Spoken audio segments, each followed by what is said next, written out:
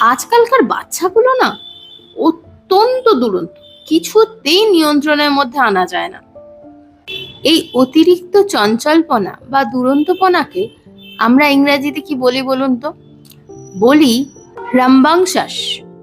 তাহলে আজকাল বাচ্চাদেরকে দুরন্ত না বলে মাঝে মাঝে রামবাংশাস বলতেই পারেন। আর ভিডিওটা যদি এত দূর এসছেন, তাহলে একটা ছোট্ট রিকোয়েস্ট, ভালো লাগলে লাইক করবেন আর চেনা পরিচিতদের সবার সাথে শেয়ার করবেন। আর ফেসবুক বা ইউটিউব বা ইনস্টাগ্রাম যেখান থেকেই দেখুন না কেন, ফলো বা সাবস্ক্রাইব বাটনটা প্রেস করে দেবেন। এরকম সুন্দর সুন্দর নতুন নতুন শব্দ নিয়ে আমি কিন্তু আবার ফিরে আসব আগামীকাল।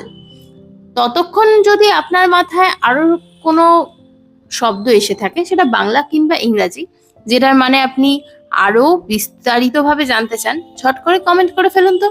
টাটা।